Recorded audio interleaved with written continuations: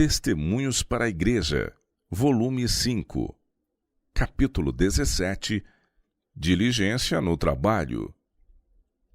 Viste um homem diligente na sua obra? Perante reis será posto, não será posto perante os de baixa sorte. Provérbios capítulo 22, verso 29. O que trabalha com mão enganosa empobrece, mas a mão dos diligentes enriquece. Provérbios capítulo 10, verso 4. Amai-vos cordialmente uns aos outros com amor fraternal, preferindo-vos em honra uns aos outros. Não sejais vagarosos no cuidado, sede fervorosos no espírito, servindo ao Senhor.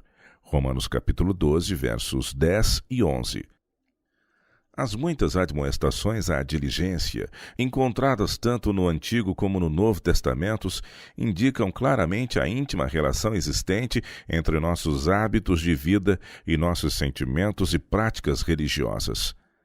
A mente e o corpo são constituídos de tal maneira que se torna necessário uma quantidade de exercício para o pleno desenvolvimento de todas as faculdades. Enquanto uns se empenham demasiado em atividades mundanas, outros vão para o extremo oposto e não trabalham suficientemente para sustentar-se ou aos que deles dependem.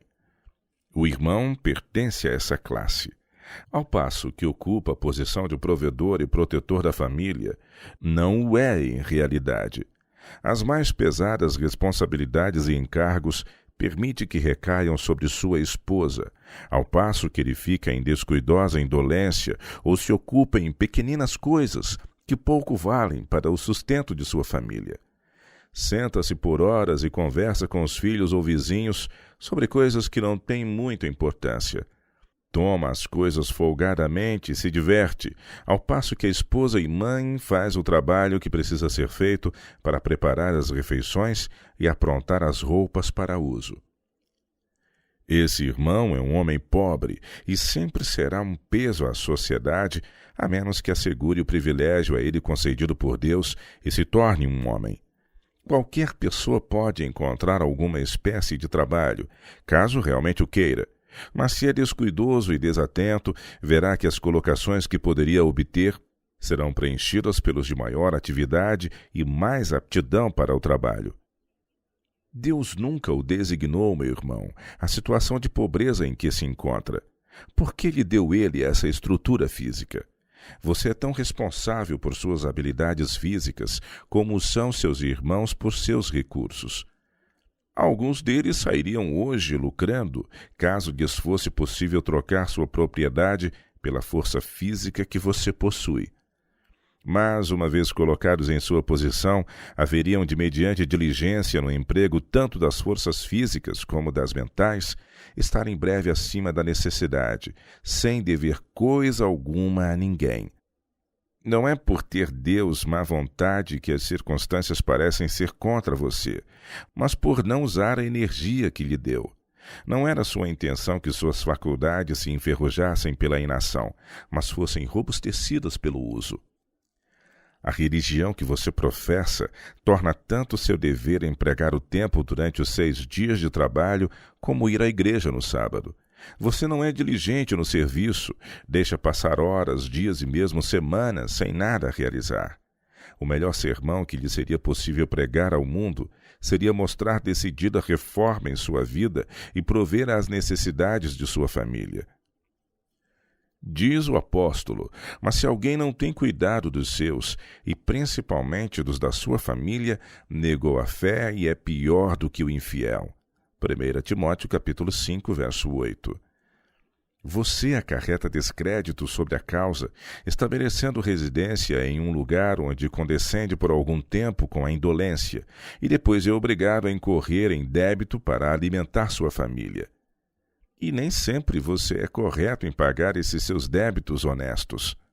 Mas, em vez disso, muda-se para outro lugar. Isso é defraudar o próximo. O mundo tem direito de esperar estrita integridade dos que professam ser cristãos. Pela indiferença de um homem quanto a pagar suas justas dívidas, todo o nosso povo está em risco de ser considerado indigno de confiança. Tudo o que vós quereis que os homens vos façam, fazei-lo também vós, Mateus 7, verso 12. Isso se refere tanto aos que trabalham com suas mãos como aos que têm dádivas a receber. Deus lhe deu forças e habilidade, mas você não as tem usado. Sua energia é suficiente para sustentar perfeitamente a família. Levante-se pela manhã, mesmo enquanto as estrelas ainda brilham, se necessário for.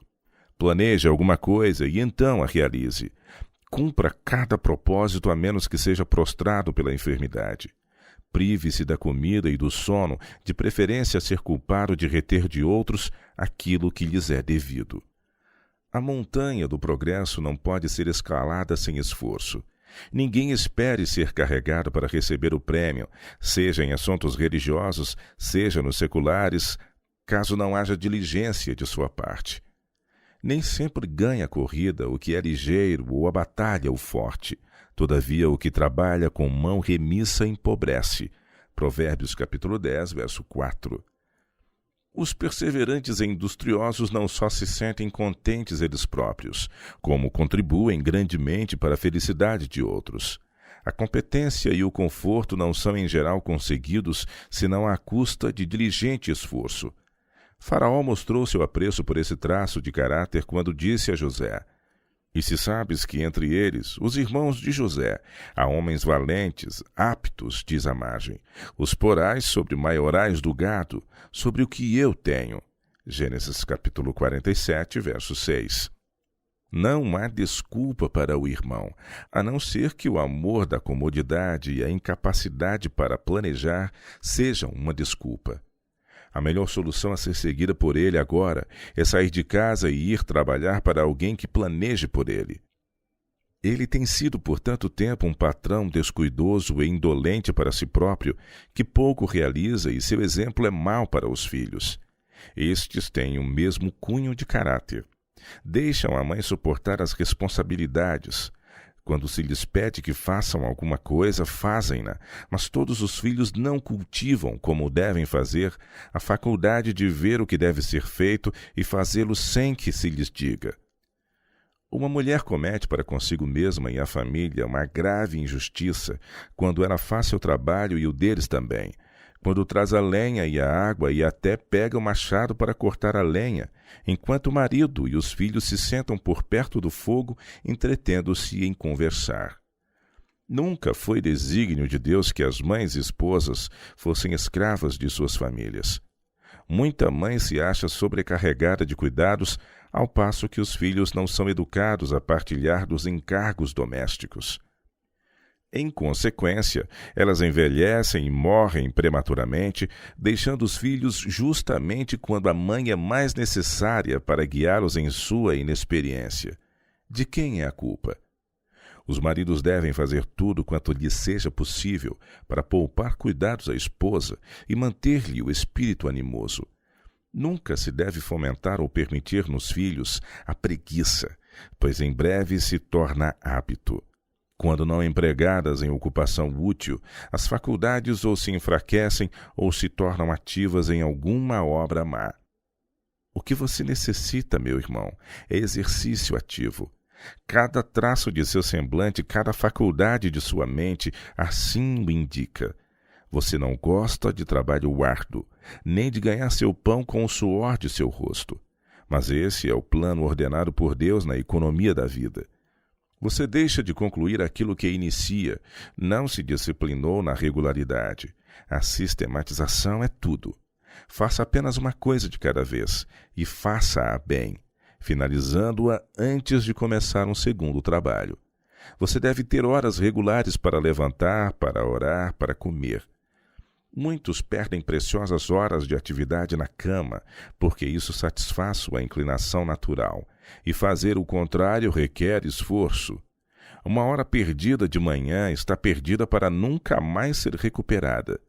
Diz o sábio: "Passei pelo campo do preguiçoso, e junto à vinha do homem falto de entendimento, e eis que toda estava cheia de cardos, e a sua superfície coberta de urtigas, e a sua parede de pedra estava derribada. O que tendo eu visto, o considerei, e vendo-o recebi instrução.